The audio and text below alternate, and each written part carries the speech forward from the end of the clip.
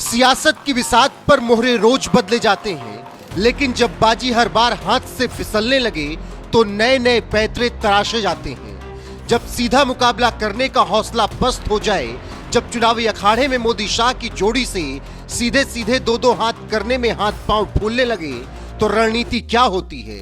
रणनीति होती है दूसरों के कंधे का सहारा लेना।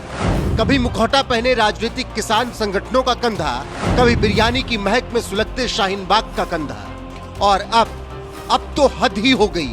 अब देश का विपक्ष जनजी यानी बच्चों के कंधे पर बंदूक रखकर अपनी हार का हिसाब चुकाने करने निकल पड़ा है।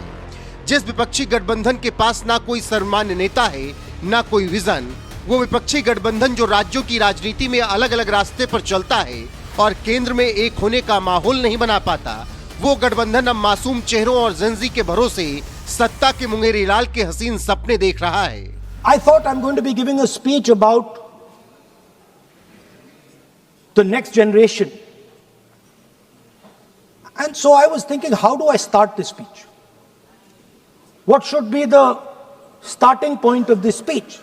जो राहुल गांधी कहते हैं कि देश में केरोसिन फैला दिया गया है, बस माचिस लगाने की देरी है। जो राहुल गांधी कहते हैं कि जेंजी को जागना पड़ेगा।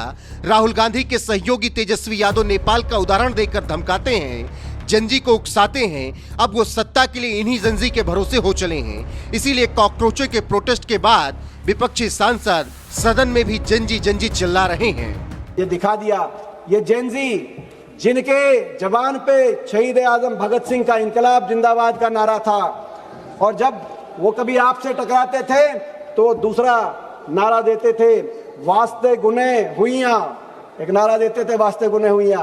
आपको समझ ना आए तो आप घर जाके गूगल पे आप सर्च कर लेना, ये क्या नारा है। वो नारा देते थे, वास्ते गुने हुइयां।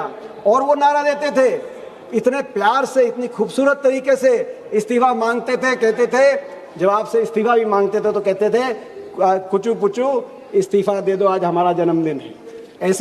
ऐसी हमारा अगली पीढ़ी, हमें गौरव है हमारी अगली पीढ़ी पे। पूरे विपक्ष को उम्मीद हो चली है कि अब यही जेंजी उन्हें सत्ता के शीर्ष तक पहुंचा सकते हैं, क्योंकि ये जेंजी प्रधानमंत्री को खुलेआम भद्दी गालियां बक रहे हैं। सीमाओं पर जान हथेली पर रखकर खड़े रहने वाले हमारे जवान सैनिकों और भारतीय सेना को अपशब्द कह रहे हैं। इसीलिए विपक्ष इन्हें सिर पर बैठा रहा है। जब इन जेंजी की घिनौनी आर्मी से नफरत करने वाली सोच पर विपक्ष को भी समझाना था, तो विपक्ष की तरफ से क्या हुआ?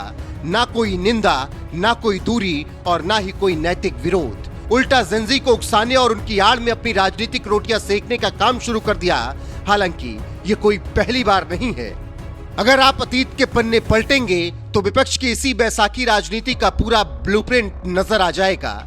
शाहीन बाग का दौर, जहां मुफ्त के बिरयानी और प्रायोजित नारों के दम पर महीनों तक राजधानी को बंधक बनाया गया, विपक्ष वहां मंच सजाकर खड़ा रहा और मोदी को सत्ता से हटाने के सपने देख रहा था।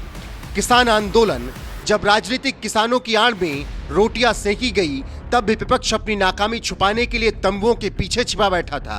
गरीब किसानों का मुद्दा गायब रहा। विपक्ष मोदी को सत्ता से हटाने के लिए यहां भी सपने देखता रहा। लेकिन हर बार विपक्ष का पैतरा फेल हो गया तो राहुल गांधी पहुंच गए सीधे 7 समंदर पार। विदेशी जमीन पर खड़े होकर विदेशी हुक्मरानों के सामने कह दिया, भारत का लोकतंत्र खतरे में है, संस्थाओं पर बीजेपी और आरएसएस का कब्जा है, इसे बचाना होगा। सोचिए, जो दल कभी देश पर दशकों तक हुकूमत करता रहा, वो आज किसी भी हालत में सत्ता पाना चाहता है। विदेशी धरती पर भी भारत को बदनाम करने में पीछे नहीं रहता, लेकिन खुद के दम पर वो अब सत्ता हासिल नहीं कर सकते। ये शायद उन्हें समझ में आ गया है, क्योंकि जनता तो बार बार उन्हें नकार रही है। इसीलिए हर बार नया पैतरा आजमाया जा रहा है। अब जब अपनी ताकत से बीजेपी को हराना नामुमकिन हो गया है, तो विपक्ष ने नया हथकंडा खोजा है, जेंजी। बच्चों की गलत बातों, भद्दी गालियों को सही ठहराना, प्रोटेस्ट के नाम पर अराजकता करने को क्रांति बताना दर्शाता है कि विपक्ष अब खुद हार मान चुका है और जेंजी को उकसाकर सत्ता हथियाना चाहता है, चाहे उसकी कीमत कुछ भी हो।